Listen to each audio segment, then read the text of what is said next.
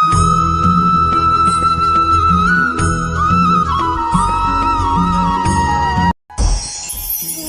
সকলে শক্তি অনুভব করতে চাই।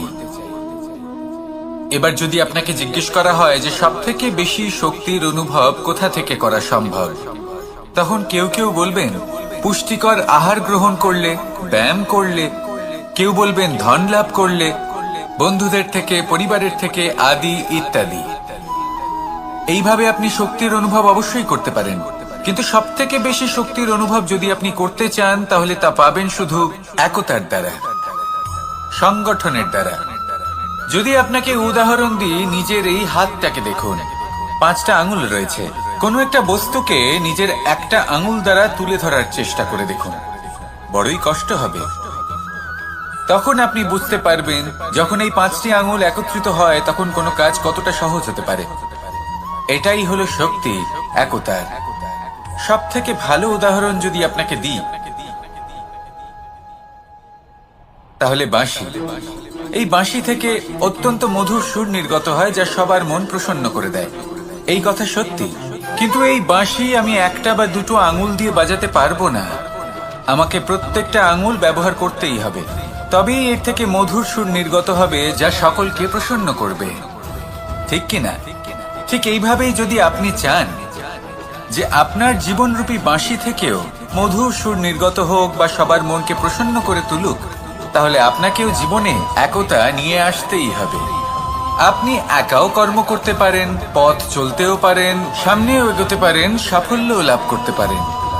কিন্তু যখন সকলে একসাথে এগোবেন, সেই পথে চলবেন, সেই কর্মই করবেন, তখন লক্ষ্যে অবশ্যই পৌঁছবেন, সাফল্য অবশ্যই লাভ করবেন। কিন্তু সেই সাফল্য এবং তার আনন্দর সংমিশ্রণটাই একটু অন্যরকম হবে।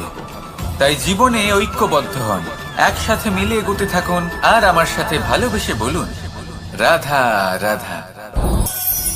মানুষের জীবনে 2 ধরনের আবেগ থাকে যা চিরকাল তার সাথে বসবাস করে। প্রথম, স্বপ্ন। দ্বিতীয়, অজুহাত। মানুষ হাজার হাজার স্বপ্ন দেখতে পারে। আমাকে এই কাজ করতে হবে, আমাকে ওখানে ঘুরতে যেতে হবে, আমায় জীবনে এই অসম্ভব কাজ বাস্তবায়িত করে দেখাতে হবে, আদি ইত্যাদি।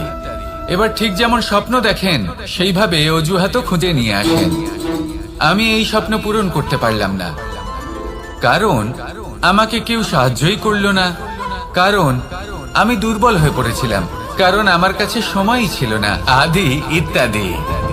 এবার সাফল্য এবং অসফলতার মাঝখানে এই ধরনের সংঘর্ষ হতে থাকে।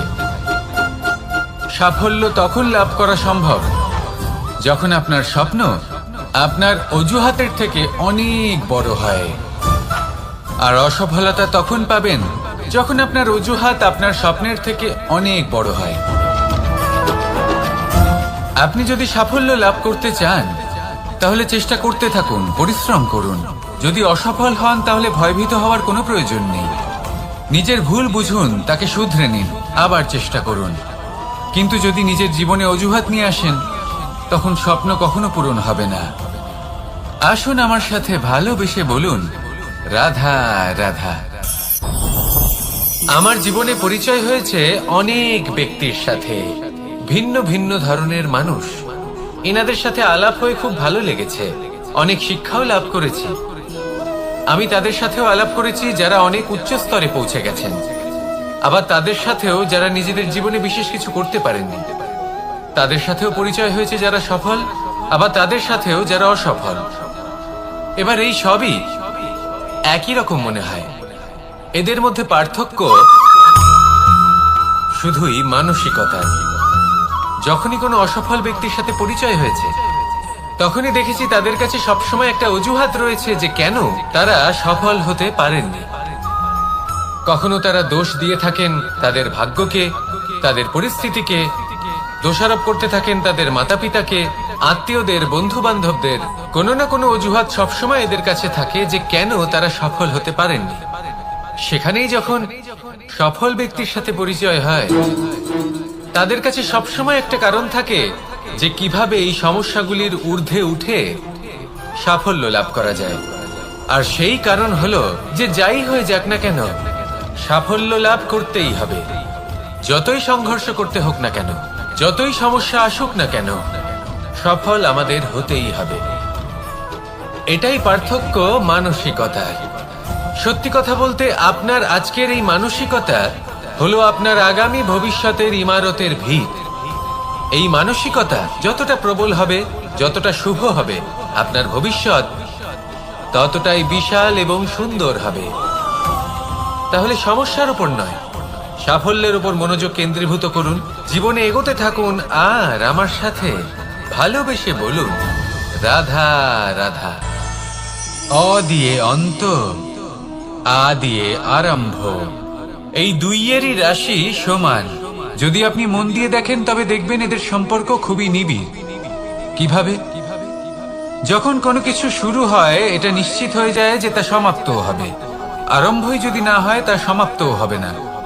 যা আরম্ভ হয়েছে তার সমাপ্তি হলো অবশ্যম্ভাবী। এটাই হলো প্রকৃতির নিয়ম, একে এড়ানো যায় না।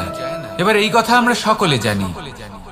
এবার মানুষ কি ভাবে যে সমাপ্তির পরে কি হতে পারে, এর উত্তর তাদের কাছে নেই। তাদের উচিত অন্য কোনো বিষয় ভাবা যা বেশি গুরুত্বপূর্ণ।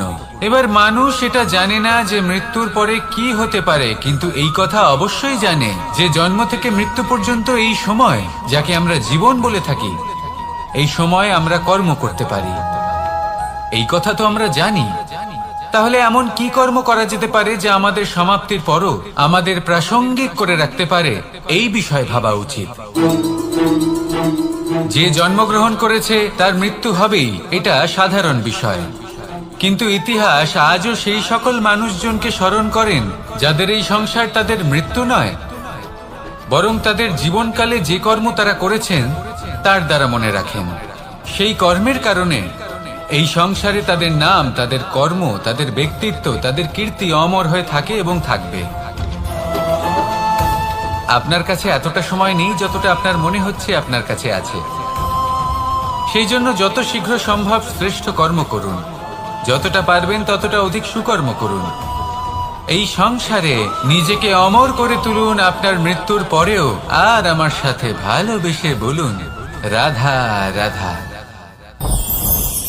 দীপাবলি আমাদের সবথেকে বড় উৎসব। শ্রীরাম রাবণকে পরাস্ত করে 14 বছরের বনবাস কাটিয়ে আবার অযোধ্যায় ফিরে এলেন অমাবস্যার রাত্রে। অযোধ্যায় সবাই খুব প্রসন্ন ছিলেন, খুবই উৎসাহিত ছিলেন। অযোধ্যায় সহস্র প্রদীপ প্রজ্বলিত করা হয়েছিল এই উৎসবে। একে আমরা দীপাবলি বলে থাকি। এবার এই বিষয়ে আমরা সকলে জানি। আপনি কি এটা জানেন যে শ্রীরাম বাস্তবে অমাবস্যার এক রাত আগেই অযোধ্যায় পৌঁছে গেছিলেন? সবার সামনে অমাবস্যার রাতে এসেছিলেন। এর কারণ কি? শ্রীরাম প্রমাণ করতে চেয়েছিলেন যে যে কোনো সময়, দিন হোক বা রাত, শুভ বা অশুভ হয় না। শুভ অশুভ কিছু থাকলে তা হলো মানুষের চিন্তা, তার ভাবনা, তার নির্বাচন আর তার কর্ম।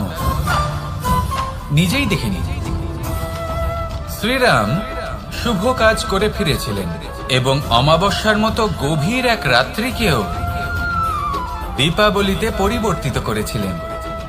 এমনটাই যদি আমরা করতে পারি, তাহলে এমন কোন গৃহে যান যেখানে অসহায় ব্যক্তি রয়েছেন, যা অন্ধকারাচ্ছন্ন, আর সেখানে প্রকাশ প্রজ্বলিত করুন। প্রকাশ সহায়তা, প্রেরণা, আশার। যদি এমন কিছু আমরা করতে পারি তাহলে তাকে প্রকৃত অর্থে দীপাবলি বলা যেতে পারে। তাহলে নিজের পরিবারের সাথে দীপাবলি পালন করুন। আপনাদের শুভেচ্ছা জানাই। আসুন আর আমার সাথে ভালোবেসে বলুন, রাধা রাধা। কোনো এক সময়ের কথা, একজন জেলের একটা ছোট্ট পুত্র ছিল। সে ভাবল যে আমি আমার বাবার মতোই মাছ ধরব। তখন সে একটা লাঠি নিল, তাতে দড়ি বাঁধল, আর সেই দড়ির মুখে যে কাঁটা বিঁধে থাকে তাতে চারা ঝুলিয়ে জলে ফেললো আর বসে থাকলো। কিছু সময় পরে জলে একটি তরঙ্গ দেখা গেল। ও বুঝতে পারলো খুব বড় একটা মাছ ফাঁদে পড়েছে। ও বল প্রয়োগ করলো, সেটা টানার চেষ্টা করলো। মাছও বল প্রয়োগ করলো, আর শেষে যেটা হলো সেই দড়ি ছিঁড়ে গেল আর মাছ বেঁচে পালিয়ে গেল। দেখুন, ও অনেক চেষ্টা করলো কিন্তু অসফল হলো। কখনো অধিক বল প্রয়োগ করলো, আবার কখনো কম বল, কিন্তু কিছুতেই সফল হলো না। ও পঞ্চমবার প্রচেষ্টা করলো, না বেশি বল প্রয়োগ করলো না কম, ততটাই বল প্রয়োগ করলো যতটা পর্যাপ্ত, ঠিক ততটাই বল, যতটা বল সেই মাছ প্রয়োগ করলো। আর শেষ পর্যন্ত জীবনে প্রথমবার ও মাছ ধরতে সফল হলো। এবার এই কথার সারমর্ম কি? ভারসাম্য। এটাই হলো জীবনের সবথেকে বড় নিয়ম। আমাদের সবার জীবনে সমস্যা রয়েছে, কখনো মন দিয়ে ভেবে দেখবেন। জীবনে যদি কোনো ক্ষুদ্র সমস্যা বা ছোট সমস্যা থাকে আর সেটা সমাধান করার জন্য আপনি বেশি চেষ্টা করছেন, তাহলে তার দ্বারা সমাধান হয় না, বরং আরো বিপদ বেড়ে যায়। যখন কোনো বড় সমস্যা থাকে আর আপনি কম চেষ্টা করতে থাকেন, তখন সমাধান হয় না, তা চলতেই থাকে। শুধু এটাই হলো ব্যাপার। জীবনের সমস্ত সমস্যার একটা ভারসাম্য বজায় রাখা, যদি এটা আপনি শিখে ফেলতে পারেন, জীবনটা আপনার হাতের মুঠোয় থাকবে। আসুন আমার সাথে ভালোবেসে বলুন, রাধা রাধা। আপনি কখনো কোনো বাজকে নিজের বাসা বানাতে দেখেছেন? এই বাজ যখনই কোনো বাসা বানায়, তখন উঁচু গাছের ডালে বা কোনো পর্বতের শিখরে বাসা বানায়, অনেক উচ্চতায়। আর সেখানে তার সন্তানও জন্মগ্রহণ করে। যখন এই সন্তানেরা জন্মায়, তখন এই বাজ খুবই ভালোবেসে এবং খুব সাবধানে এদের পালন পোষণ করে। নিজের ঠোঁট দিয়ে তাদের ঠোঁটে খাবার পরিবেশন করে। কিন্তু যেই সেই সন্তানেরা হৃষ্টপুষ্ট হয়ে যায় এবং সেই কথা বাজ নিজে বুঝতে পেরে যায়, সেই বাজ নিজেই সেই বাসা ছিন্ন ভিন্ন করে দেয়। সেই সন্তান যাদের সবেমাত্র ডানা গজিয়েছে, কিভাবে উঠতে হয় তারা জানে না, সেই সন্তানগুলিকে উচ্চতা থেকে ঠেলে দেয়। সেই সন্তান প্রথমে ভয়ভীত হয়ে যায়। তারা সামনে মৃত্যুকে দেখতে পেয়ে ভয়ের কারণে তাদের ডানা ঝাপটাতে থাকে।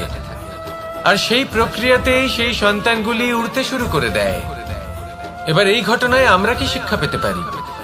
এটাই, যদি আপনি মাতা পিতা হন, তাহলে নিজের সন্তানকে অবশ্যই স্নেহ করুন, কিন্তু তাদেরকে নিজের আঁচলের তলায় বেঁধে রাখবেন না। যদি আপনি চান আপনার সন্তান জীবনে উন্নতি করুক, তাহলে নিজের মুঠো থেকে তাদের স্বতন্ত্র করে দিন। এই সংসারে সংঘর্ষ করতে দিন। সেই সন্তান নিজেই বুঝতে পারবে যে জন্মের সময় পাওয়া ডানা কি করে ব্যবহার করতে হয়। আর আপনার চোখের সামনে আপনার সন্তান এই আকাশে উড়তে থাকবে। তাহলে আসুন আমার সাথে ভালোবেসে বলুন, রাধা রাধা। কখনো কোনো চাতককে দেখেছেন? একটা চাতক বর্ষার জন্য অপেক্ষা করে। সেই বর্ষার জলে নিজের তৃষ্ণা নিবারণ করে, নয়তো সারা বছর তৃষ্ণার্ত থেকে যায়। ও আকাশের দিকে তাকিয়ে থাকে আর অপেক্ষা করে যে কবে বর্ষা হবে আর কবে আমি আমার তৃষ্ণা নিবারণ করব। সেখানে অন্যদিকে একটি কাক বা একটা পায়রা, এরা কি করে? যেখানে জল পায় পান করে নেয়, যেখানে খাবার পায় খেয়ে নেয়, আত্মীয় স্বজন বন্ধু বান্ধব যাকেই পায় তার সাথে সময় কাটায়, খাবার খায় আর চলে যায়। এবার এদের মধ্যে মিল কোথায় আর পার্থক্য কোথায়? দুজনের কাছেই ডানা রয়েছে, দুজনেই উড়তে পারে। এই আকাশ হলো ওদের, খাবারের দানা ওদের। পার্থক্য হলো তাদের অভিলাষায়, পার্থক্য হলো তাদের আকাঙ্ক্ষায়, পার্থক্য জীবন যাপনের ধরনের। এবার যত বেশি আকাঙ্ক্ষা থাকবে, যত দামি জীবন যাপন করার ইচ্ছে থাকবে, তত বেশি কষ্ট আপনাকে সহ্য করতে হবে। আবার অন্যদিকে জীবন যত সরল হবে, জীবন যাপন যত সরল হবে, সমস্যা ততটাই কম হবে। তাই সবসময় চেষ্টা করবেন আপনার মানসিকতা এবং আপনার জীবন যেন সরল হয়। ভালোবাসতে থাকুন। যদি কেউ আপনাকে ভালোবাসে, তাকেও আপনি ভালোবাসা ফিরিয়ে দিন। তাদের সাথে কথা বলুন, কিছু তাদের কথা শুনুন, কিছু নিজের কথা বলুন। দেখবেন সকল তাপ উত্তাপ দূর হয়ে গেছে। এটাই তো হলো জীবনের সারমর্ম। তাই প্রেমে থাকুন, ভালোবাসুন, আর ভালোবেসে আমার সাথে বলুন, রাধা রাধা। একবার একজন সাধক ওনার শিষ্যদের একটা কাজ দিলেন। একটা দুর্লভ জড়িবুটি নিয়ে আসতে বললেন। এতটাও কঠিন কাজ সেটা ছিল না, কারণ সকল শিষ্য জানতেন যে এই দুর্লভ জড়িবুটি কোথায় পাওয়া যায়। পর্বতের শিখরে। কঠিন কাজ কোনটা? সেখানে পৌঁছনোর সেই পথ যা ছিল কাঁটায় জর্জরিত, পাথরে পরিপূর্ণ, যেখানে পিছলে পড়ার আশঙ্কা রয়েছে এবং গভীর ক্ষত পেতে পারে সবাই। এবার বেশ কয়েকজন শিষ্য গেলেন, তার মধ্যে কয়েকজনই সেই জড়িবুটি নিয়ে আসতে পারলেন। কারণটা কি ছিল? কিছু শিষ্যের মনোযোগ ছিল শুধুমাত্র লক্ষ্যের দিকে, অর্থাৎ পর্বতের সেই শিখরে। কিছু শিষ্যের মনোযোগ ছিল পথের এই সংকটগুলির ওপর। কিছুজন নিজের সমস্ত মনোযোগ, সমস্ত শক্তি কেন্দ্রীভূত করলেন শুধুমাত্র লক্ষ্যের দিকে। বাকিরা মনোনিবেশ করলেন এই সংকটের থেকে নিজেকে বাঁচাতে।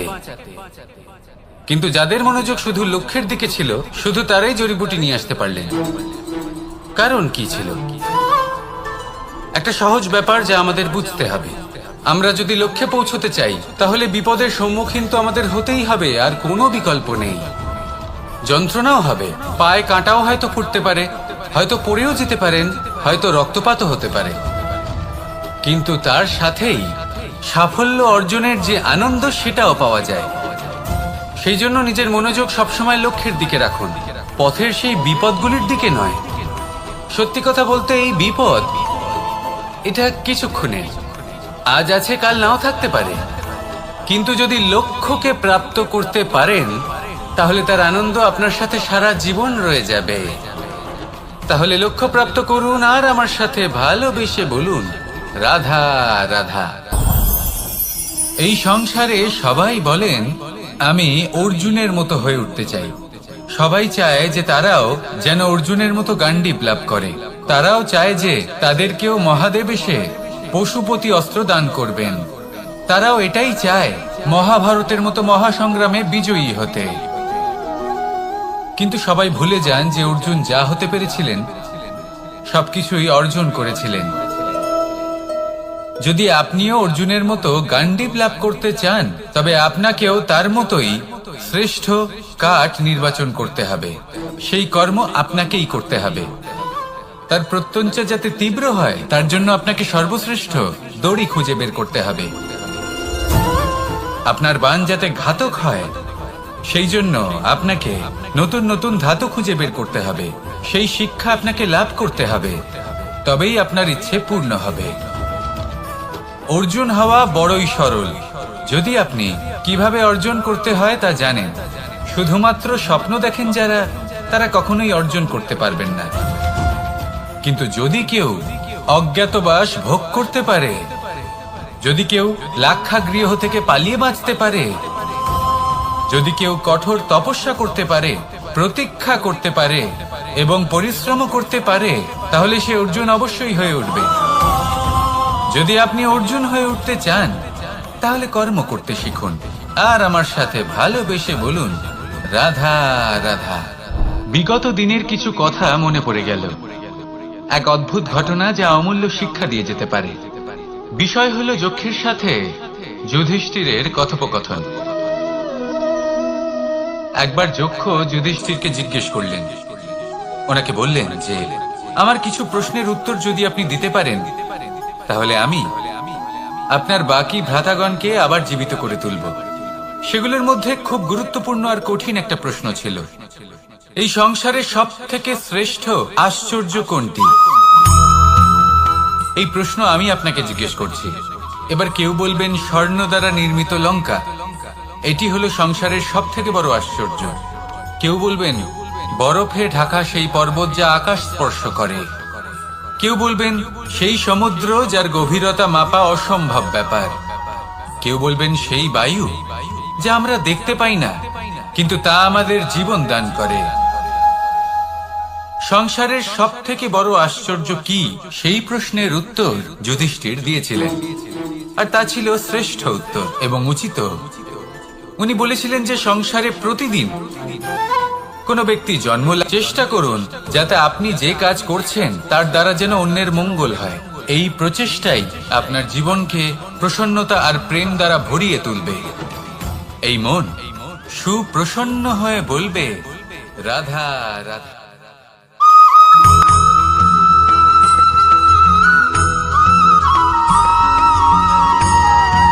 অন্ধকারাচ্ছন্ন রাত্রি যদি এসে থাকে, তাহলে আলোকিত প্রকাশ নিয়ে সূর্যও অবশ্যই আসে।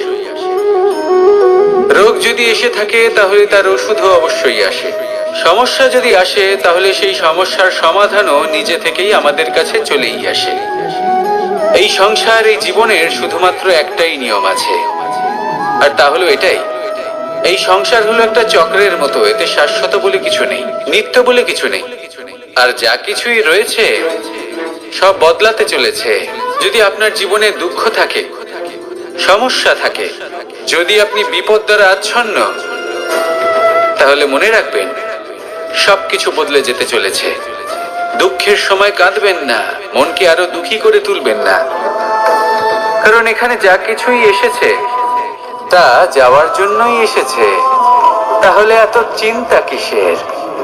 আনন্দ সহকারে জীবন যাপন করুন, আর আমার সাথে ভালোবেসে বলুন, রাধা রাধা। যদি কোনো সিংহ বানরের মতো গাছে চড়তে চেষ্টা করে, তাহলে কি হবে? একটা মাছ যদি মাটিতে হাঁটতে চেষ্টা করে, তাহলে কি হবে? তারা বিফলই হবে। কিন্তু এরকম কেন হয়?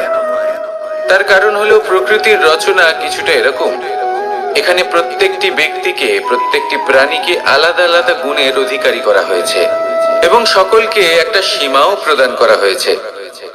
এবার এই যে বৃক্ষ, পশু, পাখি, এদের মধ্যে সেই ক্ষমতাই নেই যে এরা নিজেদের যাচাই করতে পারবে, নিজেদের সীমাগুলো বুঝতে পারবে, নিজেদের সদ্গুণগুলো চিনতে পারবে। এরা সেটা করতে পারবে না।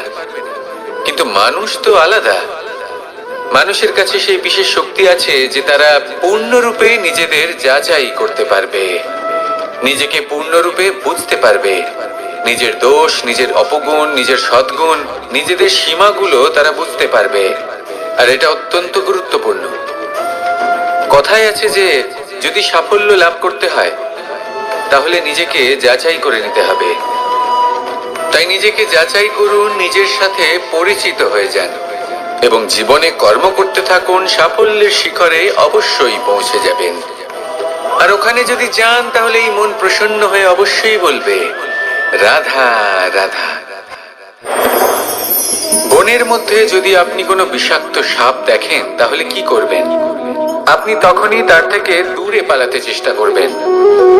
আর এটা কেন করবেন? নিজের রক্ষার্থে। এই কথা আমি নয় মেনে নিলাম, কিন্তু নিজের জীবনে এটা করেন না কেন? আপনি যেখানেই যান, যে স্থানেই যান না কেন, প্রত্যেক সময়, প্রত্যেক মুহূর্তে এমন বিষাক্ত সাপ আপনি অবশ্যই খুঁজে পাবেন। আর সেই সাপ নয় যাদের আপনি বনে খুঁজে পাবেন, এরা হলো সেই সাপ যা আপনাকে পাপ করতে বাধ্য করবে। আপনার অন্তরের বাসনা, ক্রোধ, অহংকার, লোভ, ঈর্ষা, এদের বৃদ্ধি ঘটাবে। দেখুন, বনের এই সাপ আপনাকে একবার ছেড়ে দিতেও পারে, ছোবল নাও মারতে পারে, কিন্তু এই যে পাপরূপী সাপ আছে, তা অবশ্যই ছোবল মারবে। কর্ম যদি করেন, তাহলে অবশ্যই ফল পাবেন। সেই জন্য যখনই কোথাও যাবেন, যদি এমন কাউকে দেখেন, যদি এমন কিছু দেখেন যে আপনাকে পাপ করতে বাধ্য করছে, তাহলে সেই মুহূর্তে সেখান থেকে পালিয়ে যান।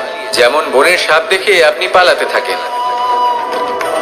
সৎকর্মের রক্ষা অত্যন্ত আবশ্যক। আসুন আর আমার সাথে ভালোবেসে বলুন, রাধা রাধা। মনুষ্য জীবনের সব থেকে বেশি গুরুত্বপূর্ণ বিষয় হলো মনের একাগ্রতা। এই সংসারের যে কটি মহান কার্য সম্পাদন হয়েছে, তা হলো মনের এই একাগ্রতার একমাত্র ফল। আপনি অবশ্যই দেখে থাকবেন, অনেক ছোট বড় নদী যা বয়ে চলে, তাদের সামনে একটা বাঁধ নির্মাণ করা হয় সেই সব নদীর জল সঞ্চয় করতে। বাঁধ হয়ে গেলে প্রয়োজন মতো বা মনের ইচ্ছে মতো তাকে ব্যবহার করা সম্ভব। এবার এটাই আমাদের মনের সাথেও সম্ভব। আমাদের মনের একাগ্রতা আজকের দিনে দাঁড়িয়ে বিভিন্ন ধরনের বিকার, ক্রীড়া এবং ভোগের মধ্যে ভাগ হয়ে গেছে। একে একত্রিত করতে হবে, একটা বাঁধ নির্মাণ করতে হবে, কর্মের বাঁধ।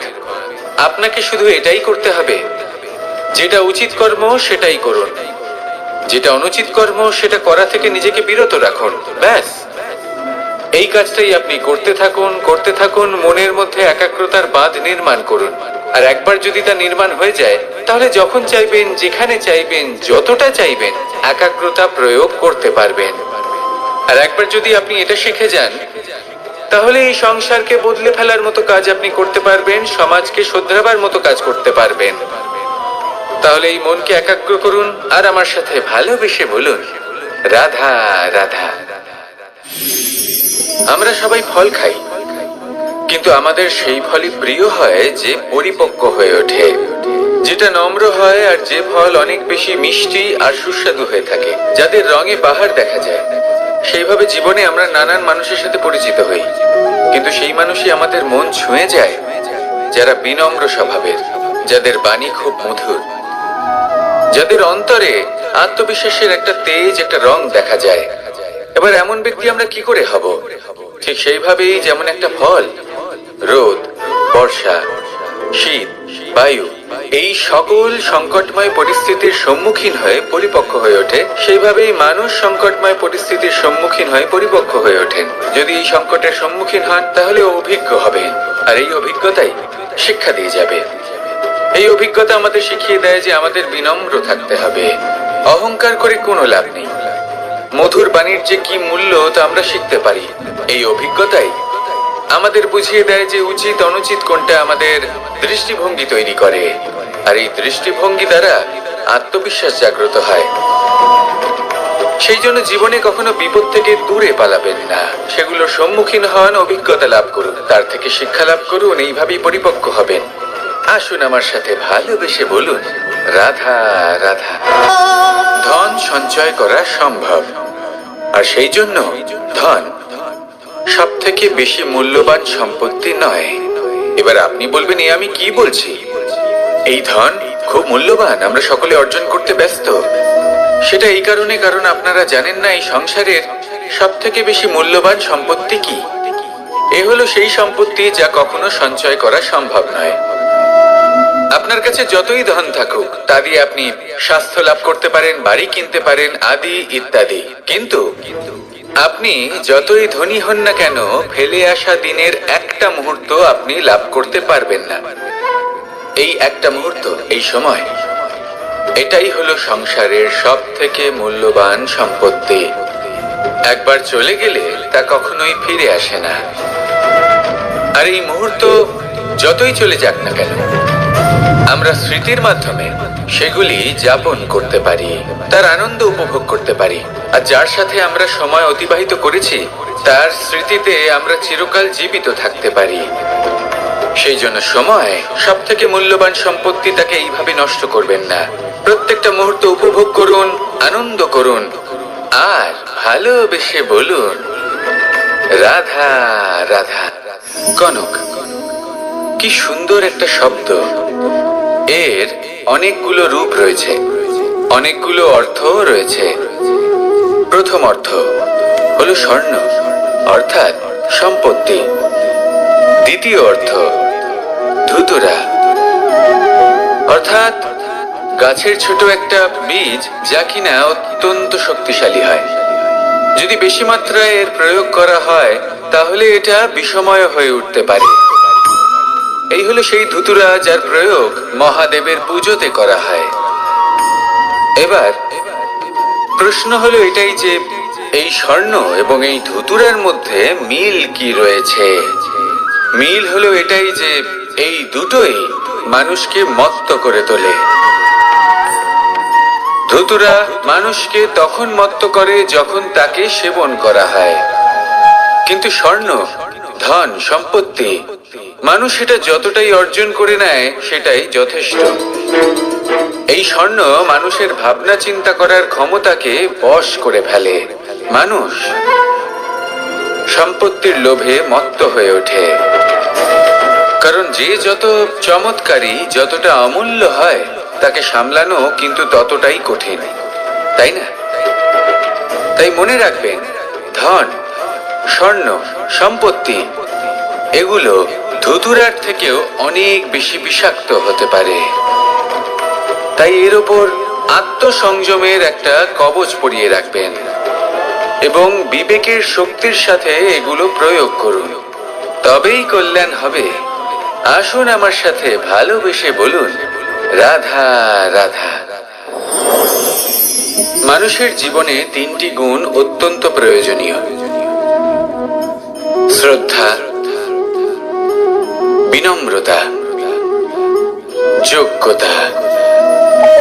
যদি জ্ঞান লাভ করতে চান তাহলে শ্রদ্ধার প্রয়োজন, যদি মান লাভ করতে চান তাহলে স্বভাবে বিনম্র হওয়া প্রয়োজন, আর যদি মনোবাঞ্ছিত স্থান লাভ করতে চান তাহলে যোগ্যতার প্রয়োজন। বিষয়টা সহজ। শ্রদ্ধা আপনাকে জ্ঞান দেবে, নম্রতা আপনাকে মান, আর যোগ্যতা উচিত স্থান দেবে।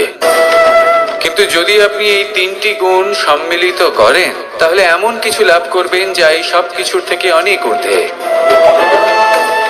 সম্মান। আর এ হলো সেই সম্মান যা প্রত্যেক মানুষের নিজের জীবনে লাভ করতে চেষ্টা করা উচিত। কারণ এই হলো সেই সম্মান যার কারণে আপনি চলে যাওয়ার পরেও এই সংসার আপনাকে ভালোবাসবে আর মনে রাখবে। আসুন আমার সাথে ভালোবেসে বলুন, রাধা রাধা। জীবনে গতি অত্যন্ত গুরুত্বপূর্ণ, মতিও হলো গুরুত্বপূর্ণ, এবং তার থেকেও বেশি গুরুত্বপূর্ণ হলো সঙ্গতি। একটা জলের ফোঁটা, তার মধ্যে গতি থাকে, প্রকৃতির মধ্যে তা লাভ করার ইচ্ছে নিহিত থাকে, কিন্তু এই যে সঙ্গতি তা নির্ধারিত করে যে এই জলের ফোঁটা ঝিনুকের মুখে পড়ে মুক্ততে পরিণত হবে নাকি বিষাক্ত সাপের মুখে পড়ে বিষে পরিণত হবে। এবার দেখুন, এই জঞ্জাল স্বর্ণকারের দোকানের সামনেও থাকে এবং জঞ্জাল একজন ব্যবসাদারের দোকানেও থাকে, কিন্তু জঞ্জাল যা স্বর্ণকারের দোকানে থাকে তা ব্যবসাদারের দোকানের জঞ্জালের থেকে অনেক বেশি মূল্যবান, কারণ তার মধ্যে সোনার কণার সঙ্গতি থাকে। সেই জন্য জীবনে সঙ্গতির উপর বিশেষ গুরুত্ব দেবেন। যেমন সঙ্গতি তেমনই আপনি হবেন। আসুন আমার সাথে ভালোবেসে বলুন, রাধা রাধা। প্রত্যেক প্রাণী ভালোভাবে জীবন যাপন করতে চান, এটা তাদের স্বভাবে আছে এবং ভাবাটা অনুচিত নয়। কিন্তু একটা ভালো জীবনের গুরুত্বপূর্ণ অংশ কোনটা? বসবাসের স্থান, সেই স্থান যেখানে আমরা জীবন অতিবাহিত করি। এবার মানুষ ভাবতে পারেন যে একটা ভালো বাসস্থানের অর্থ কি? সেই স্থান যেখানে সহজে জল পাওয়া যায়, যেখানে শুদ্ধ বায়ু পাওয়া যায়, যেখানে আনাজ উৎপন্ন হয়। এটা জীবনযাপনের জন্য পর্যাপ্ত বটে, কিন্তু ভালো জীবন যাপনের জন্য আরো একটা কথা আপনাকে বুঝতে হবে। সাধু, জ্ঞানী, পণ্ডিত ব্যক্তি, এই সকল মহাপুরুষ, এনাদের যে বাসস্থান তা অত্যন্ত বিশেষ হয়। এখানে এক ধরনের বিশেষ ইতিবাচক শক্তি থাকে, এমন একটা স্থান যেখানে দেবতারাও বিচরণ করেন। জীবন আমরা সবাই যাপন করি, কিন্তু জীবনের উদ্দেশ্য শুধুমাত্র জীবন যাপন করা নয়। জীবনের উদ্দেশ্য হলো মুক্তি লাভ করা। আর এই সকল সাধু, জ্ঞানী, পণ্ডিত ব্যক্তি, এই সকল মহাপুরুষ আপনাকে মুক্তির পথে নিয়ে যেতে পারেন, কারণ এরা হলেন সেই মহাপুরুষ যারা নিজেদের অন্তরের বিকার, অহংকার, ক্রোধ, বিদ্বেষ এই সকল দোষগুলিকে ত্যাগ করেছেন, এদের উপর বিজয় লাভ করেছেন। এমনই একজন ব্যক্তি আপনাকে মুক্তির পথে নিয়ে যেতে পারে। প্রয়োজন হলো শুধুই এনাদের চিনতে পারা, এদের কথা বুঝতে পারা এবং এদের দেখানো পথে চলা। যদি আপনি এটা করতে পারেন তাহলে এই মন প্রফুল্ল হয়ে বলবে, রাধা রাধা। আমি এখানে একা এই বনে বসে আছি, বাঁশি বাজাচ্ছি। কার জন্য? কে আছেন এখানে? কেউ নেই। আমার প্রজা, আমার রাজ্য, আমার পরিবার আমার থেকে অনেক দূরে আছেন। আমি এখানে একা এই বনে বসে, এই আকাশের এই রঙের, গাছের এই সব ফলের, মাটির সুবাসের আনন্দ উপভোগ করছি। কেন? আমি হলাম দ্বারকাধীশ। এমন কি রাজকীয় বা ভৌতিক সুখ রয়েছে যে আমি ওখানে পেতে পারি না? সবকিছুই পেতে পারি, তাও এখানে বনে একা বসে আছি। কোন সুখ খুঁজে চলেছি? একা থাকার সুখ। আমরা প্রত্যেকদিন অনেক মানুষের সাথে, চিন্তাধারার সাথে, কর্মের সাথে, পরিস্থিতির সাথে, সুখ দুঃখের দ্বারা বেষ্টিত থাকি। জীবনের এই চক্রে আমরা জড়িয়ে পড়তে থাকি। যতই আমরা এই সমস্যার সমাধান করি, আমরা ততই এতে জড়িয়ে পড়ি। আমরা এতটাই জড়িয়ে পড়ি যে যখন আমরা আয়নায় নিজেদের দেখি, তখন আমরা নিজেদের চিনতেই পারি না। এমন মনে হয় যেন আমরা নিজেদের হারিয়ে ফেলেছি। সেই জন্য প্রত্যেক দিন আপনি কিছু সময় নিজের সাথে কাটান একান্তে। এটা অত্যন্ত আবশ্যক। নিজের অস্তিত্বের গভীরে গিয়ে দেখতে শিখুন, নিজেকে বুঝুন। অদ্ভুত শান্তির অনুভূতি হবে। যেমন এই বায়ু, এই বৃক্ষ, এই পুষ্প, এই নিসর্গ, এদের মতো আপনিও কখনো একলা হতে শিখুন। কখনো নিসর্গের একটা অংশ হয়ে দেখুন। এই মন প্রসন্ন হয়ে বলবে, রাধা রাধা। ওমাই কি, আমি কখন থেকে এখানে অপেক্ষা করছি, হাত পেতে দাঁড়িয়ে রয়েছি যাতে একটা ফল আমার হাতে এসে পড়ে এবং সেটা আমি খেতে পারি। কখন থেকে অপেক্ষা করছি, কিন্তু সেটা হচ্ছেই না। এবার আপনি বলবেন যে এসব কি বলছি, এ কি অদ্ভুত কথা বলছি। যদি ফল খেতে হয় তাহলে আমাকে বৃক্ষে চড়তে হবে, ফলের কাছে পৌঁছতে হবে, তবেই তো ফল পাবো। এবারে এটা অত্যন্ত সহজ ব্যাপার, কিন্তু এই বিষয়টা আপনি নিজের জীবনের প্রসঙ্গে ভেবে দেখুন। লক্ষ্য কোথায় আছে আপনি জানেন, সেই লক্ষ্যে পৌঁছানোর পথ কি সেটাও আপনি জানেন, সেই পথে চলার ক্ষমতাও আপনার রয়েছে, কিন্তু তাও আপনি নিজের লক্ষ্য লাভ করতে পারছেন না। কেন? কারণ আপনি অপেক্ষা করছেন যে লক্ষ্য আপনার সামনে চলে আসবে, কিন্তু তা হয় না। লক্ষ্য সে যাই হোক না কেন, ধন হোক, প্রেম হোক, কোনো সম্মান হোক বা মোক্ষ হোক, যদি আপনি তার দিকে অগ্রসর না হন, তাহলে ফল প্রাপ্তি অসম্ভব ব্যাপার। তা কোনোদিনই হবে না। সেই জন্য আপনার চোখের সামনে আপনি যদি নিজের লক্ষ্যকে দেখতে পান, তাহলে উঠুন এবং সেই দিকে অগ্রসর হতে শুরু করুন। নিজের অন্তরের সকল অশুভ গুণ দূর করুন, অলসতা ত্যাগ করুন, অজ্ঞানতা ত্যাগ করে দিন এবং চলতে থাকুন।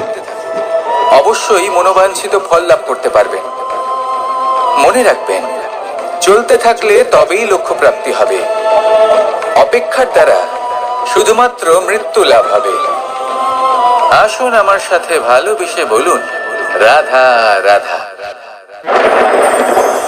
আমি দ্বারকাধীশ এবং আমার সভাতে বিভিন্ন সময় বিভিন্ন ধরনের মানুষ আসেন, নিজেদের দাবি নিয়ে, নিজেদের ইচ্ছে নিয়ে। কখনো কেউ ভোজন চান, আবার কখনো কেউ ওষুধ, কখনো কেউ বস্তু চান, কেউ আবার চান বস্ত্র। কারোর জ্ঞান চাই, কারোর ধন চাই, আবার কারোর বাসস্থান।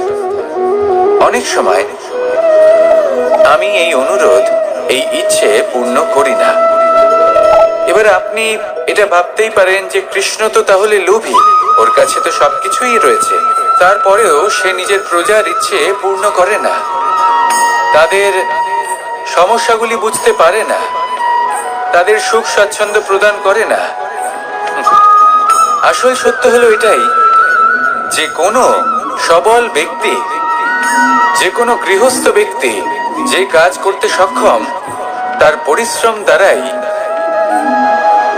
নিজের প্রয়োজনগুলি এবং ইচ্ছেগুলি পূরণ করা উচিত। এটা অত্যন্ত প্রয়োজনীয়।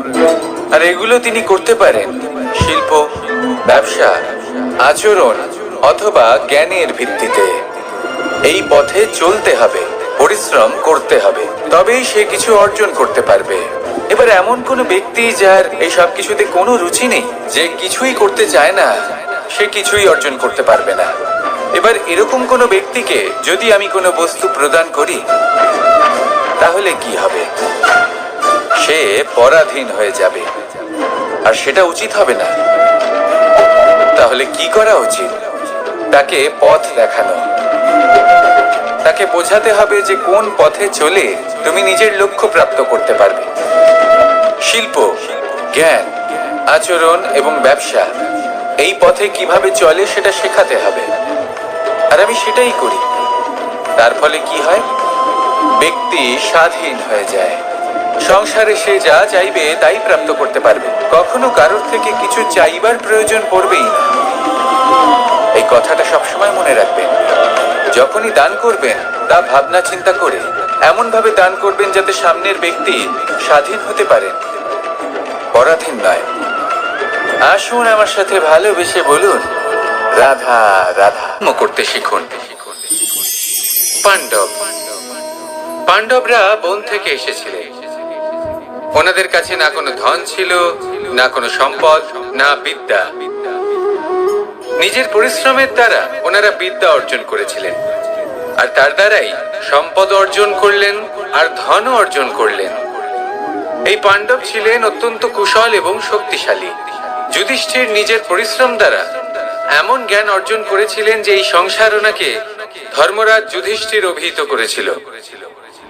দেখতে গেলে পাণ্ডবদের কাছে সবকিছুই ছিল, কিন্তু যখন বিষয় এলো আরো ধন লাভ করার, তখন যুধিষ্ঠির, যিনি পাণ্ডবদের মধ্যে জ্যেষ্ঠ, তিনি সকল পাণ্ডবদের সাথে দ্যুতক্রীড়ায় অংশগ্রহণ করে ফেললেন।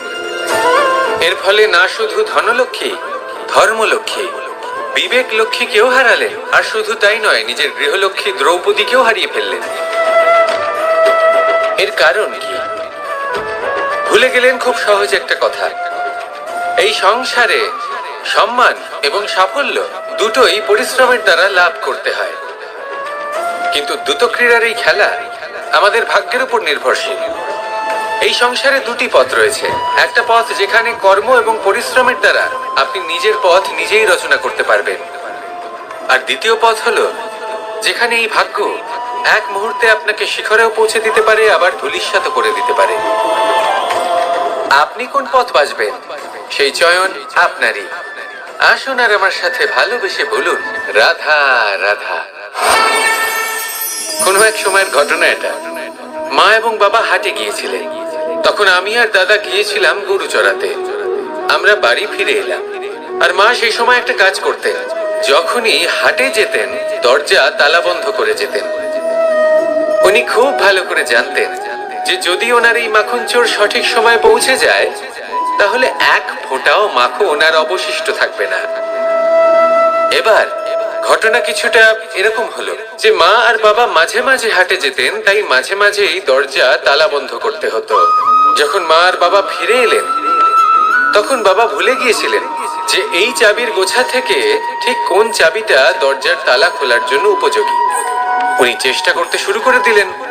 একটার পর একটা চাবি দিয়ে উনি চেষ্টা করতে থাকলেন, কিন্তু সেই দরজার তালা তো খুলতেই চাইছিল না। ওনার মাথা থেকে ঘাম পড়তে শুরু করলো। তখন মা বললেন যে তালা ভেঙে দেওয়া যাক। মা চলে গেলেন, আর বাবা বললেন না না দাঁড়াও, আর কিছু চাবি বাকি আছে, এটা হয়তো খুলতে পারবো। মা হাতুড়ি নিয়ে চলে এলেন সেই তালা ভাঙার জন্য, আর তখনই বাবা শেষ চাবিটা প্রয়োগ করলেন আর দরজার তালা খুলে গেল। যদি উনি চেষ্টা না করতেন তাহলে এই তালাটাও ভেঙে যেত আর চাবিটাও নষ্ট হয়ে যেত, ঠিক কিনা? এবার এই ঘটনাটা আমি দেখেছিলাম, আর আমার মনে হলো যে কখনো কখনো এই চাবির গোছার মধ্যে থেকে শেষ চাবিটাও কিন্তু জীবনের দরজা খুলে দিতে পারে। সেজন্য আপনি যদি জীবনে সাফল্য লাভ করতে চেষ্টা করেন, নিজের লক্ষ্যে পৌঁছতে চান, তাহলে হার মানবেন না। হয়তো দেখবেন আপনার পরবর্তী প্রচেষ্টা বা এই অন্তিম প্রচেষ্টা আপনাকে সাফল্যের পথে নিয়ে গেল। তাই নিরন্তর প্রচেষ্টা করতে থাকুন, জীবনে সাফল্য লাভ করুন। যজ্ঞের আগুনকে শুভ বলে মনে করা হয়, আর সেখানেই চিতার আগুনকে অশুভ মনে করা হয়। এমনটা কেন হয়? এখানে বিষয়টা হলো লক্ষ্য, বিচার এবং সঙ্গের। যখন আমরা যজ্ঞ করি তখন আমাদের লক্ষ্য কি হয়? পরিবেশকে আরো পবিত্র করে তোলা, ইতিবাচক করে তোলা। আমাদের লক্ষ্য শুভ হয়। তারপরে আসে বিচার। এই পরিস্থিতিতে সেই বিচার হলো অগ্নি। স্ফুলিঙ্গ থেকে তীব্র আকার ধারণ করে সমস্ত কাঠকে পুড়িয়ে দেয় এবং সুগন্ধ ছড়িয়ে দেয়। অর্থাৎ যদি আপনার লক্ষ্য শুভ হয় তাহলে তার নিজেই শুভ বিচারধারাকে আমন্ত্রণ জানায়। এই শুভ বিচার তখনই আসবে যখন আপনার সংকল্প শুভ হবে। অন্যদিকে হলো চিতার আগুন। এর লক্ষ্য কি? একটা দেহকে পরধামে পৌঁছে দেওয়া। সবার শেষে সবকিছু আপনার উপরে নির্ভরশীল যে আপনি কোনটা চয়ন করতে চান। আপনার লক্ষ্য যদি শুভ হয় তাহলে আপনার বিচার এবং সঙ্গতি আর তার পরিণাম সবই শুভ হবে। আসুন আর আমার সাথে ভালোবেসে বলুন, রাধা রাধা। এই সংসারের প্রত্যেক বস্তুর, প্রত্যেক পরিস্থিতির, প্রত্যেক আবেগের দুটি দিক আছে। এর মধ্যে পার্থক্য করা সম্ভব শুধুমাত্র দৃষ্টিভঙ্গির দ্বারা। যদি কোনো ব্যক্তি পর্বত শিখরে দাঁড়িয়ে থাকেন তাহলে উনি এটাই দেখতে পাবেন যে এই জলের ধারা সমুদ্রের দিকে বয়ে চলেছে। আরেক ব্যক্তি যিনি সমুদ্রের কাছে দাঁড়িয়ে আছেন তার এটাই মনে হবে যে এই জলের ধারা সমুদ্রের দিকে আসছে। এখানে বিষয়টা হলো দৃষ্টিভঙ্গির, আর এটাই সময়ের সাথেও হয়ে থাকে। অনেক সময় মানুষ চিন্তিত হয়ে পড়েন, ত্রস্ত হয়ে পড়েন যে তার কাছে হয়তো খুব কম সময় আছে, তাতে তিনি অনেক কিছুই করতে পারবেন না, আর একটু সময় থাকলে খুব ভালো হতো। তিনি এইভাবেও ভাবতে পারেন যে অল্প হলেও সময় বাকি তো রয়েছে, অর্থাৎ যা অবশিষ্ট আছে তাকে সংরক্ষণও করা সম্ভব, তাতে জীবন যাপনও করা সম্ভব। আর এটা নির্ভর করছে আপনার উপর। তাই দৃষ্টিভঙ্গি ইতিবাচক রাখুন। জীবনে দুই ধরনের আবেগ রয়েছে যার কোনো মূল্য নেই। আমার কথার অর্থ এটা নয় যে এদের কোনো গুরুত্ব নেই, গুরুত্ব যথেষ্টই রয়েছে, শুধু এদের জন্য আপনাকে কোনো মূল্য দিতে হয় না। প্রথম আবেগ হলো আনন্দ, প্রসন্নতা। এটা আপনি যে কোনো জায়গায় খুঁজে পেতে পারেন যদি আপনি খুঁজে পেতে চান। আপনি কোনো পুষ্পের সৌন্দর্য দেখে প্রসন্ন হতে পারেন। বায়ুর কারণে যখন একটি বৃক্ষ শিহরিত হয় সেটা দেখে আপনি প্রসন্ন হতে পারেন। একটা ছোট্ট শিশুর কলরব শুনেও আপনি প্রসন্ন হতে পারেন। একটা ক্রন্দনরত বালককে হাসিয়ে আপনি প্রসন্ন হতে পারেন। সবকিছু আপনার উপর নির্ভরশীল। সেখানে আরেকটি আবেগ হলো দুশ্চিন্তা। মানুষ বড়ই দুশ্চিন্তা করতে থাকে। আজ আমি এই কাজ করেছি, সেই বিষয়ে চিন্তা। আজ আমি এই কাজ করতে পারিনি, সেই বিষয়ে চিন্তা। কাল আমাকে এই কাজ করতে হবে, সেই নিয়ে চিন্তা। আমি কি সেই কাজটা করতে পারবো, সেই বিষয়েও দুশ্চিন্তা।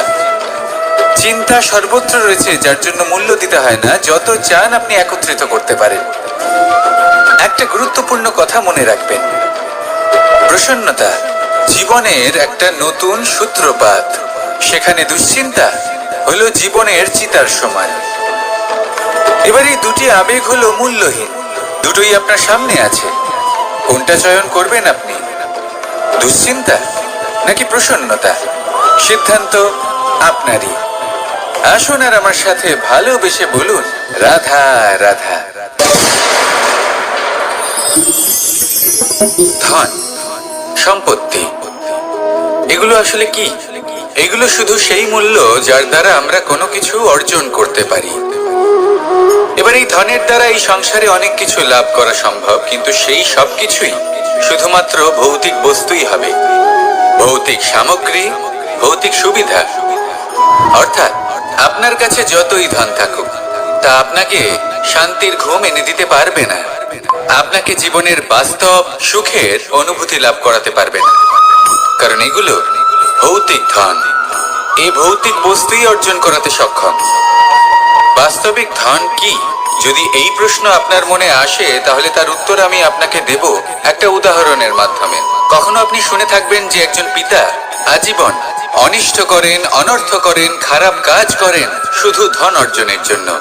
তিনি ভাবেন যে আমি ধন অর্জন করব আর নিজের সন্তানকে একটা উজ্জ্বল ভবিষ্যৎ প্রদান করব, একটা সুখ স্বাচ্ছন্দ্যময় জীবন দান করব। এবার সন্তান যখন জন্ম লাভ করে তখন সে ভাগ্যের জোরে সেই ধন ভোগ করে। যেরকম সে পায় সেরকমই তার ব্যবহার সে করে। কখনো আপনি এটাও দেখে থাকবেন যে সেই সন্তান সমস্ত ধন নষ্ট করে ফেলে, আর সেই পিতা যিনি সমস্ত ধন সঞ্চয় করেছেন, যিনি সেই ধনের প্রভু, আজ সেই ধনের প্রহরী হয়ে রয়েছেন। এবার এরকম কেন হয়? এরকম তখনই হয় যখন সেই পিতা বুঝতেই পারেন না যে তার জীবনের আসল ধন কি। সেই আসল ধন তার সন্তানকে সে দিতেই পারে না। যদি পিতা তার সন্তানকে কর্মের জ্ঞান দিতে পারেন, উচিত কোনটা অনুচিত কোনটা সেই শিক্ষা দিতে পারেন, সংস্কারের প্রকৃত শিক্ষা দিতে পারেন, তবে সেটা ধনের থেকে অনেক বেশি গুরুত্বপূর্ণ। এটাই হলো জীবনের বাস্তব ধন। আপনি সেই কথা তো অবশ্যই শুনে থাকবেন, কুসন্তান হলে ধন সঞ্চয় করে কি হবে, সুসন্তান হলে ধন সঞ্চয় করে কি হবে। সন্তান যদি কুপুত্র হয় তাহলে সব নষ্ট করে ফেলবে, আর সন্তান যদি সুপুত্র হয় তাহলে ধন থাকুক না থাকুক সে নিজেই কর্মের পথে অগ্রসর হয়ে ধন অর্জন করবে আর নিজের জন্য এক উজ্জ্বল ভবিষ্যৎ গড়ে তুলবে। তাই সন্তানকে সম্পদ দেওয়ার আগে কর্মের জ্ঞান দান করুন, সুশিক্ষা দিন, কারণ এটাই হলো জীবনের প্রকৃত ধন। আসুন আর আমার সাথে ভালোবেসে বলুন, রাধা রাধা। একবার একটা শেয়াল বনে বিচরণ করছিল। ও একটা ছোট্ট শাবক দেখতে পেল। ও ভাবলো, আজ একেই আমি খাবার হিসেবে গ্রহণ করব। আশেপাশে দেখলো কেউ দেখছে না তো, কেউ ছিল না, আর সেই শাবকের উপর আক্রমণ করলো, যা হলো একটা ঘোর অপরাধ। বনের নিয়ম অনুসারে আপনি কখনোই শাবকের উপর আক্রমণ করতে পারেন না। তারপর এই খবরটা যখন রাজা সিংহ জানতে পারলেন, সভার আয়োজন করলেন। কিন্তু সেখানে শেয়াল বলল, আমি তো এরকম কিছু করিনি, কিন্তু যদি আপনি এরকম বলেন কোনো প্রমাণ দিন, এর কোনো সাক্ষী আছে? তখন রাজা সিংহ পেঁচাকে ডেকে পাঠালেন, যে সেই মুহূর্তে বৃক্ষের শাখার উপর বসেছিল, সে সব কিছু দেখেছিল। পেঁচা সব সত্যি কথা বলল, আর শেয়ালকে মৃত্যুদণ্ড দেয়া হলো। এবার এই কাহিনী আমি আপনাকে কেন শোনালাম? কারণ মানুষও কখনো কখনো এরকম কর্ম করেন যা শিয়াল করেছে। এটা ভাবেন কেউ দেখছে না যখন আমি অনুচিত কর্ম করতেই পারি, কিন্তু না, আপনি যাই করুন না কেন, কেউ না কেউ অবশ্যই তা দেখছে। কোনো ব্যক্তি না হলেও কোনো প্রাণী, না হলে কোনো যক্ষ বা দেব বা প্রেত। যদি এনারা কেউ না দেখেন, তাহলে ধরিত্রী মাতা দেখেন, যেখানে দাঁড়িয়ে আপনি সেই কর্ম করছেন, তাই না? তাই একটা কথা সবসময় মনে রাখবেন, কে দেখছেন কে দেখছেন না সেই বিষয়ে ভাবা ছেড়ে দিন। এটা খুব সহজ কথা। আপনি যদি উচিত কর্ম করেন, উচিত ফল পাবেন। যদি অনুচিত কর্ম করেন, তাহলে আপনি অনুচিত ফল অবশ্যই পাবেন। সেই জন্য উচিত পথে চলতে থাকুন, উচিত কর্ম করতে থাকুন, আর আমার সাথে ভালোবেসে বলুন, রাধা রাধা। আমরা সবাই জীবনে নিজের জন্য সবচেয়ে ভালোটাই চাই, সবচেয়ে ভালো সুবিধা পেতে চাই, সবচেয়ে বেশি সম্মান পেতে চাই। কিন্তু সবার পক্ষে এই সব পাওয়া কি সম্ভব? হ্যাঁ, নিশ্চয়ই। শুধু একমাত্র বাধা সময়। আমাদের জীবনের কোনো স্থায়িত্ব নেই। তাই যদি সময়ের সদ্ব্যবহার করেন, তাহলে একটু সুবিধে হতে পারে। এবারে দেখুন, যাদের সবসময় স্বপ্ন দেখতে ভালো লাগে, তার জন্য রাত্রি কম পড়ে যায়। আর যারা স্বপ্ন পূরণ করতে চান, তাদের জন্য দিন কম পড়ে যায়। যারা সম্মান পেতে চান, তাদের জন্য সব সময় পরোপকার কম পড়ে যায়। আর যারা জ্ঞান অর্জন করতে চান, তাদের জন্য মনোসংযোগ। জীবনে যদি নিজের লক্ষ্যে পৌঁছতে চান, তবে সময়ের বিভাজন আপনাকে ঠিক করতেই হবে। মনে রাখবেন, রাধা রাধা। লোকে বলে জীবনে মেলামেশা করা অত্যন্ত আবশ্যক। এতে সম্পর্কের আধারও হয়, আবার ব্যবসাও চলে। কিন্তু সবচেয়ে বেশি গুরুত্বপূর্ণ হলো ব্যবহার। তাই এই বিষয়ে ভাবুন, আপনার জীবনে কে আপনার সাথে মেলামেশা করবে তা নিশ্চিত করে সময়। আপনি আপনার জীবনে কার সাথে মেলামেশা করবেন তা নিশ্চিত করবে আপনার হৃদয়। আপনি যাদের সাথে মিশছেন, তাদের হৃদয়ে আপনি কতক্ষণ থাকবেন তা নিশ্চিত করবে আপনার ব্যবহার। নিজের ব্যবহার ভালো রাখুন, সব ভালোই হবে। রাধা রাধা। এই ফুল দেখতে পাচ্ছেন আপনি? এটা সেই ফুল যার জীবন এই ডালে শুরু হয়েছিল। দর্শকদের চোখে প্রশংসা দেখল সে। মধুর লোভে মৌমাছিরা এলো, আর তারপর ডাল থেকে ভেঙে নিচে পড়ে গেল সে। কেন?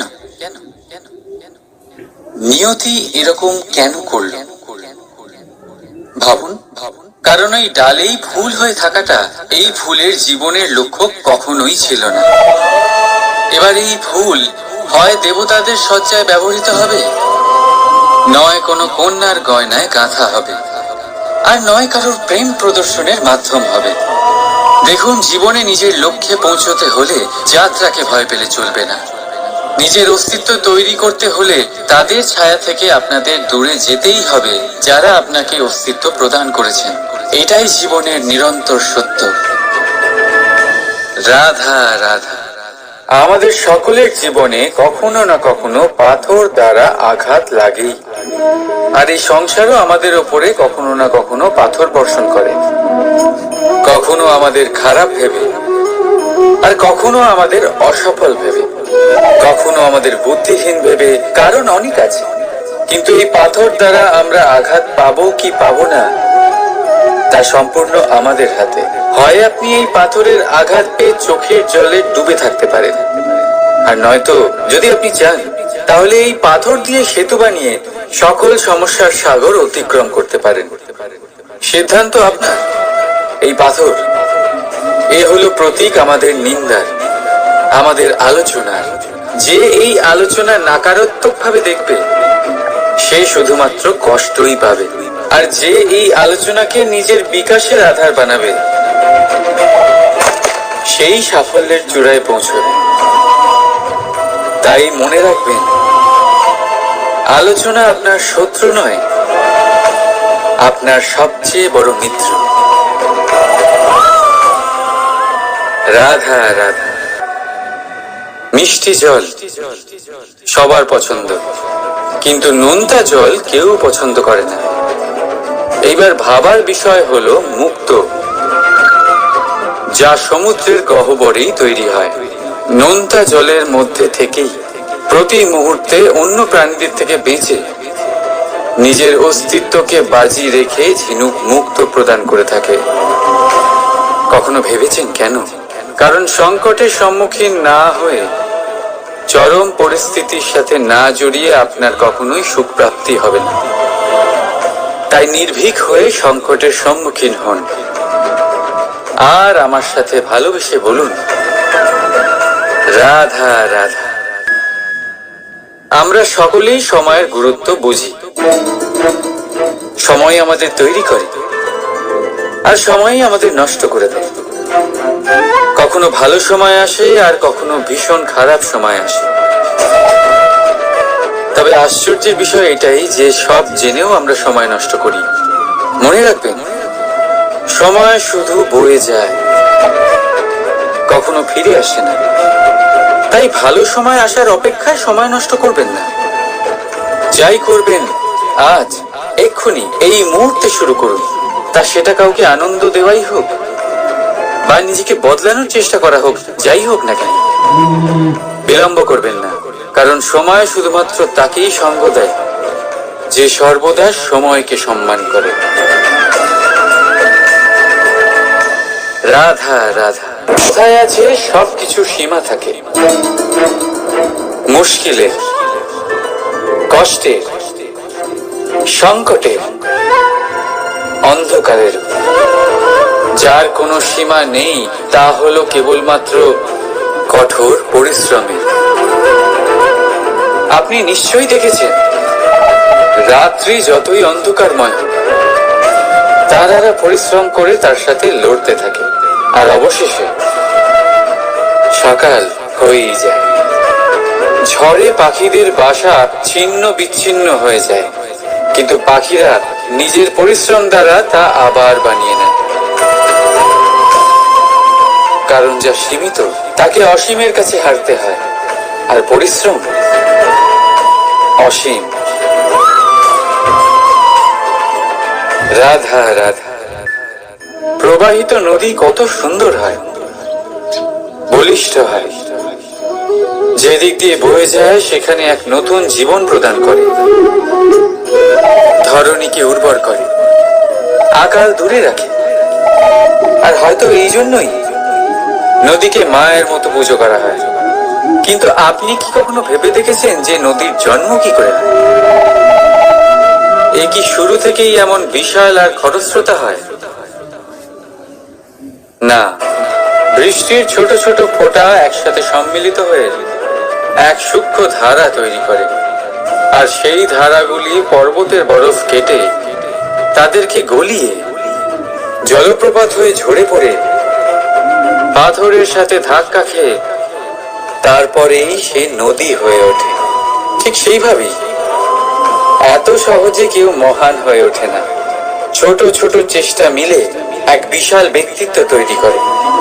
তাই জীবনে সর্বদাই চেষ্টা করতে থাকুন। অস্তিত্ব নিজে থেকেই প্রকাশ পাবে। রাধা রাধা। কখনো কখনো আমরা নিজের মা বাবার ওপর কতটা রেগে যাই, মনে করি ওনাদের মন আমাদের দিকেই নেই। আমরা ভাবি ওনাদের কাছে আমাদের কোনো অস্তিত্বই নেই, আর তাই আমরা রেগে যাই। কিন্তু আপনি কি কখনো এমন অনুভব করেছেন যে আমাদের চোখ দিয়ে আমরা আমাদের নাক কখনো দেখতেই পাই না, কারণ তা চোখের ভীষণই কাছে থাকে, দুই চোখের মাঝখানে। কিন্তু যখন কেউ মুখে আঘাত করে, হাত সর্বপ্রথম নাককেই সুরক্ষিত করার চেষ্টা করে। মাতা পিতাও অনেকটা এরকমই হয়। আপনার ভালোর জন্য, আপনার সুরক্ষার জন্য তারা সবসময় তৈরি। তাই তাদের প্রেমকে কখনো সন্দেহ করবেন না। আবশ্যক নয় তাদের প্রেম আপনি সবসময় স্পষ্টভাবে দেখতে পাবেন, কারণ এই এক এমন প্রেম যা সর্বদাই আপনার সাথে ঢাল হয়ে আপনার রক্ষা করতে থাকবে। রাধা রাধা। বাবুল গাছ কত বিশাল আকার হয়, পিপুল গাছও বিশাল আকার হয়। কিন্তু আপনি কি কখনো ভেবে দেখেছেন যে কেন বাবুল গাছ কেটে তা ব্যবহার করা হয়, আর কেনই বা পিপুল গাছকে পুজো করা হয়? এই জন্যই, কারণ পিপুল গাছ তার নিচে বসে থাকা পথিককে ছায়া প্রদান করে, নিজের ডালে অসংখ্য পাখিদের আশ্রয় দিয়ে থাকে, কাউকে কাঁটা ফুটিয়ে দূরে সরায় না, বরং তাকে শীতল ছায়া দিয়ে তার ক্লান্তি দূর করে। এই সংসারে যদি আপনি সম্মান পেতে চান, তবে পিপুল গাছের মতোই হতে হবে। কিছু দিতে শিখুন, আনন্দ, সুখ, শীতলতা দান করতে শিখুন, আর কাঁটার মতন কাউকে কখনো কষ্ট দেবেন না। সম্মান স্বয়ং হেঁটে আপনার কাছে আসবে। আর মন প্রসন্ন হয়ে বলবে, রাধা রাধা। শক্তি অর্জন করা এতটা কঠিন নয় যতটা শক্তি লাভ করার পরে সেই শক্তি সামলানো কঠিন হয়। কারণ যেই মানুষ শক্তি লাভ করে তার মনে গর্ববোধ জন্মায়, জন্মায় অহংকার, জন্মায় জেদ। তাই শক্তি প্রাপ্ত করার সাথে বিনম্র থাকাও অত্যন্ত আবশ্যক। আর এটা আমাদের শেখা উচিত বৃক্ষের থেকে। বৃক্ষ যা আমাদের ফল দেয়, বৃক্ষ যা যত ফল দেয় ততটাই ঝুঁকে যায়। আমরা পাথর মারি ওই বৃক্ষের থেকে ফল প্রাপ্ত করার জন্য। সেই পাথরের মার সহ্য করেও বৃক্ষ আমাদের ফল দেয়। কোনো গর্ববোধ নেই, কোনো অহংকার বোধ নেই, আর সেই জন্য এই বৃক্ষের পুজো করা হয়। এটাই হলো মাহাত্ম্য শক্তির সাথে বিনম্রতা। যদি এই শক্তি সৃজন করে থাকে, সাহায্য করে থাকে, সম্বল হয়ে থাকে, তবেই সেই শক্তি উপযুক্ত। আর নয়তো সেই শক্তি একদিন আপনাকে আসক্ত অবশ্যই করবে। তাহলে শক্তি অবশ্যই অর্জন করুন, কিন্তু তার সাথে সেই শক্তি সামলানোর মতো বিবেকও আপনাকে অবশ্যই জাগ্রত করতে হবে। তাহলে আসুন আমার সাথে ভালোবেসে বলুন, রাধা রাধা।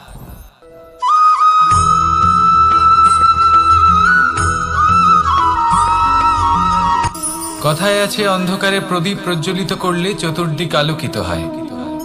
কিন্তু যদি এই প্রদীপ আমি সূর্যের আলোর সম্মুখে সকালবেলায় প্রজ্বলিত করে রেখে দিই, তাহলে কি হবে? আপনি বলবেন যে এটা করে তো কোনো লাভই হলো না, সূর্যের প্রকাশের সামনে এই প্রদীপ আসলে কিছুই নয়। এবার এই চিন্তা ভাবনা প্রত্যেক দিন করতে হবে, আর একটা অমূল্য শিক্ষা পেতে হবে। মনে করুন যে আপনি মহাপুরুষের সামনে বসে আছেন, কোনো মহাজ্ঞানীর সামনে। তাহলে সেই ব্যক্তির সামনে নিজের জ্ঞানের প্রদীপ প্রজ্বলিত করবেন না, নীরব থাকুন আর সেই ব্যক্তির সূর্যের প্রকাশের মতো জ্ঞান প্রাপ্ত করুন। যতটা পারবেন জ্ঞান লাভ করুন। যদি এমন কোনো সময় এমন কোনো স্থানে আপনি আছেন যেখানে চতুর্দিক অন্ধকার, কারোর কাছেই জ্ঞান নেই, সেখানে নিজের জ্ঞানের প্রদীপ প্রজ্বলিত করুন। এমন করলে দুদিক থেকেই আপনার লাভ হবে। আপনার জ্ঞান প্রাপ্তিও হবে আর জ্ঞানের সঠিক প্রয়োগও করতে পারবেন। আর এই মন প্রসন্ন হয়ে বলবে, রাধা রাধা।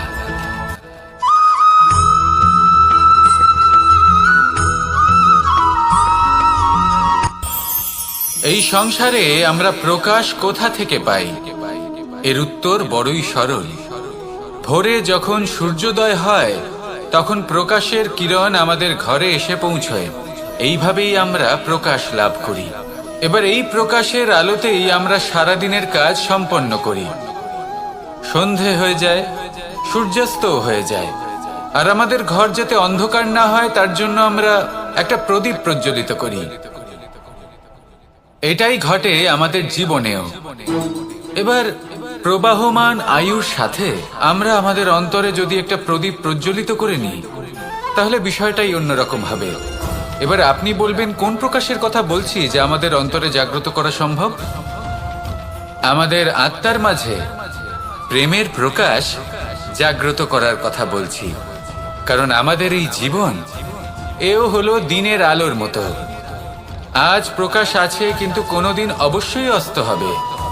কিন্তু অস্ত হবার আগে যদি আমরা আমাদের আত্মার মাঝে প্রেমের এই প্রকাশ উজ্জ্বলিত করে নিই, তাহলে আমাদের সন্ধ্যাকালও আমরা আনন্দে এবং প্রেমে যাপন করব। তাহলে আসুন আর আমার সাথে ভালোবেসে বলুন, রাধা রাধা।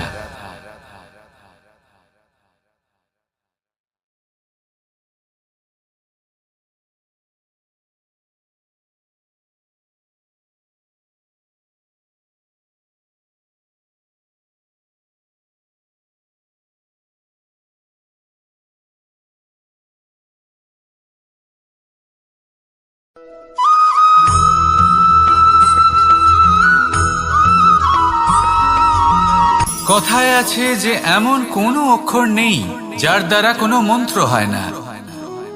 এমন কোনো বনস্পতি নেই যা নিজেই একটা ঔষধি নয়। পৃথিবীর এমন কোনো ব্যক্তি নেই যার মধ্যে কোনো যোগ্যতা থাকে না। শুধু প্রয়োজন হলো যে ব্যক্তিকে আমরা খুঁজে চলেছি তাকে সঠিকভাবে চিনে নেওয়া। যদি তার যোগ্যতা, তার বিশেষত্ব আমরা বুঝতেই না পারি, তাহলে আর লাভ কি রইল? এই সংসারে এমন অনেক ব্যক্তি রয়েছেন যারা ছোট ছোট অসফলতার কারণে আপনাকে এটা বলে দেবে যে আপনি কোনো কাজের নন, আপনি হলেন মূর্খ, আপনি কিছুই করতে পারবেন না। এইসব কথায় কখনোই বিশ্বাস করবেন না, কারণ আপনি এবং প্রত্যেকটি জীব এই পরমাত্মা এবং এই প্রকৃতির সৃষ্টি, যা অত্যন্ত বিশেষ। যদি আপনাকে উদাহরণ দিই, তাহলে একদিকে আছে তরোয়াল, একটা বড় লম্বা তরোয়াল যার দ্বারা যুদ্ধ করা যায়, জয়লাভ করা যায়। আর অন্যদিকে রয়েছে একটা ছোট্ট সূঁচ। কিন্তু যে কাজ একটা ছোট্ট সূঁচ করতে পারে তা একটা তরোয়াল দ্বারা সম্ভব নয়। এর অর্থ হলো এটাই যে প্রত্যেকটা রচনা অত্যন্ত অমূল্য এবং অত্যন্ত বিশেষ হয়। তাহলে বিশ্বাস রাখুন যে আপনি অত্যন্ত বিশেষ একজন, আর প্রেমের সাথে বলুন, রাধা রাধা।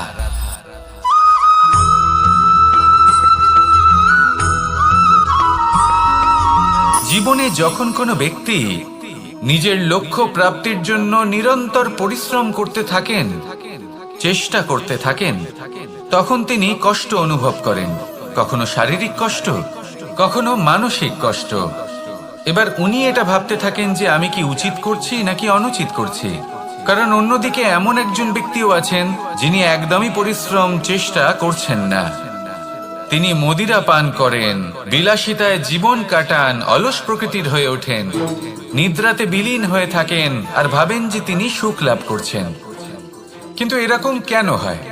কারণ যখন আমরা সৎ পথে থাকি, উচিত পথে চলি, লক্ষ্য প্রাপ্ত করার জন্য চেষ্টা করতে থাকি, তখন আমাদের ভেতরে থাকা নেতিবাচক শক্তি এবং পাপ এই দেহকে ত্যাগ করে দেয়।